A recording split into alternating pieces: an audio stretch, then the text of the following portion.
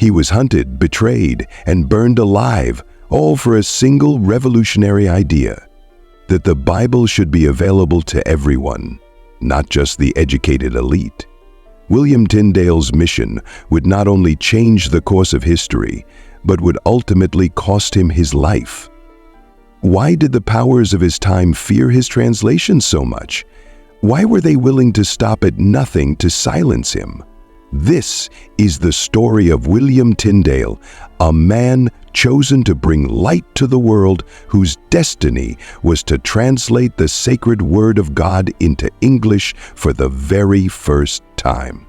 Join us on this journey of rebellion, faith, and ultimate sacrifice.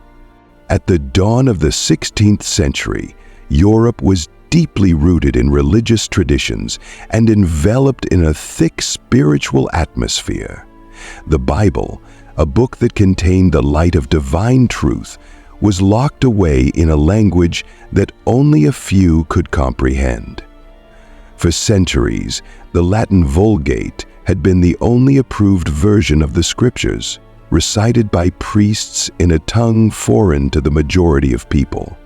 The common folk, the very ones the Scriptures were meant to guide, were left in spiritual darkness.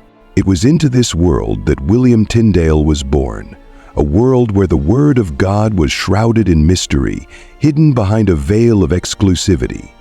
Tyndale, however, was not just another scholar. He was a man with a divine mission. From a young age, he was captivated by the Scriptures, and as he studied theology at Oxford and later at Cambridge, he began to question the very foundation of his time. Why was the Bible kept from the masses? Why was it restricted to a language understood only by the learned? Why were the common people denied access to the truth that was rightfully theirs? Tyndale saw the barrier between the people and the divine truth as something intolerable. In his heart, he knew that the light of the Scriptures must be revealed to all. Driven by this sacred calling, Tyndale vowed to make the Bible accessible to every English-speaking soul. He famously declared, "If God spare my life ere many years, I will cause a boy that driveth the plough to know more of the Scriptures than the Pope does." This wasn't just a bold statement, it was a prophecy of his life's mission. Tyndale's path was not one of imitation. He didn't merely want to translate the Bible, he sought to uncover the very roots of divine wisdom. For centuries, the Church had relied on the Latin Vulgate, a translation made nearly 1,000 years before. But Tyndale, with his profound understanding of languages, recognized that much of the original meaning had been lost or altered over time. The purity of the Scriptures had been compromised. To him, it wasn't enough to simply translate from Latin. He needed to go deeper, to uncover the original languages of Hebrew and Greek. With a relentless drive, Tyndale immersed himself in these ancient tongues, diving into the very heart of the Scriptures. His quest was not just academic, it was a spiritual pursuit, a search for divine truth. Each word he translated was more than just a linguistic effort. It was a prayer, a moment of connection between him and the divine source. Tyndale's work was nothing short of revolutionary. Every page he translated unlocked the mysteries of the divine and handed them over to the people. But Tyndale knew that the Church would not allow this transformation without a fight. They would see his translation as a direct threat to their power and control over the people's faith. But Tyndale was undeterred. For him, the Scriptures were a direct line between God and humanity, and it was his sacred duty to clear the path for others to walk. His translation of the New Testament was groundbreaking. It was written in clear, simple English language that could be understood by farmers, craftsmen, and even children. Tyndale's goal was not to cater only to the elite, but to ensure that the Bible was available to everyone, especially the common folk. Once the people had access to the Word of God, he knew their lives would be transformed in ways that the church could no longer control. Tyndale's translation wasn't just an academic exercise, it was a spiritual revolution. He understood that his work had the potential to challenge the very foundations of the church's authority. By placing the Bible into the hands of the people, Tyndale was giving them the power to question, to interpret, and to connect with God directly without the mediation of priests or the hierarchy of the church. This was the hidden power of his words, and it was this power that the church feared most. As Tyndale's vision began to materialize, so too did the dangers surrounding him. In England, translating the Bible into English was considered a heresy, a crime punishable by death. Realizing that to fulfill his mission, he would need to leave his homeland, Tindale fled England in 1524, becoming a man without a country, a spiritual exile on a mission of divine importance. He wandered through Europe, always in the shadows, always moving, always evading the agents of the church who were relentlessly hunting him. Tindale became a mocked man.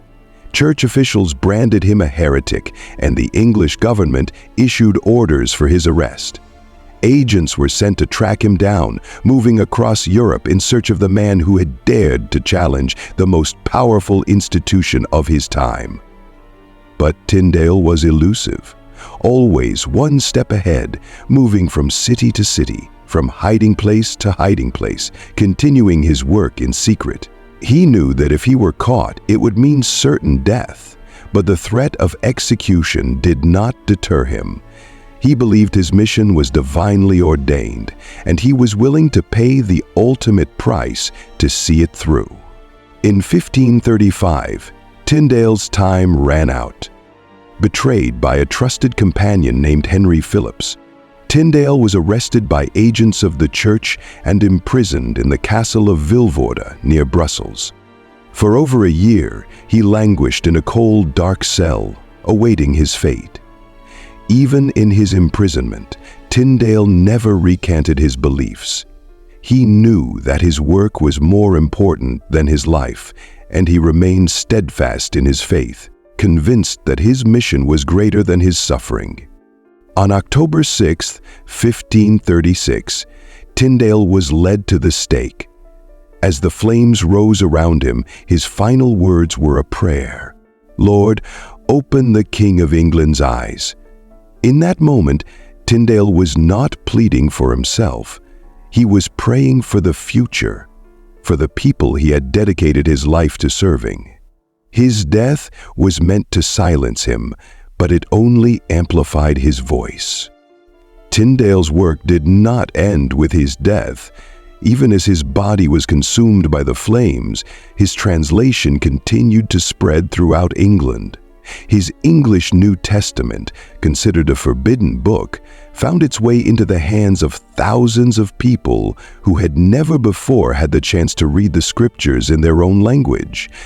Despite the church's efforts to suppress it, the forbidden Bible became a symbol of resistance. It was a beacon of hope for those who longed to understand the Word of God without the church's interpretation.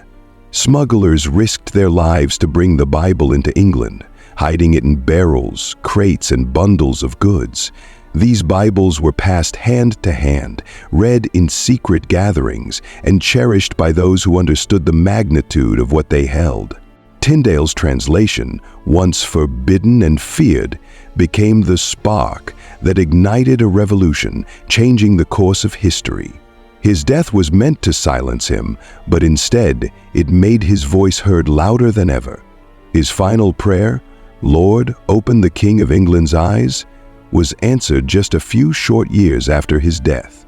In 1539, King Henry VIII authorized the publication of the Great Bible, the first officially authorized English translation of the Scriptures, which was largely based on Tyndale's work. Even more significantly, in 1611, the King James Version of the Bible was published, incorporating much of Tyndale's original translation. The King James Bible would go on to become the most widely read and influential book in the English-speaking world, shaping the spiritual and cultural lives of millions. Tyndale's legacy is not just one of words, but of sacrifice. He gave his life so that the Bible could be read by all, and his work continues to inspire generations today. Millions of people around the world hold an English Bible in their hands, often unaware that the words they read were made possible by the courage and faith of one man willing to challenge the darkness and bring the light of divine truth to the world. Thank you for joining us on this powerful journey. If you found this video enlightening, please like, share, and subscribe to our channel for more insights into biblical stories and their hidden meanings.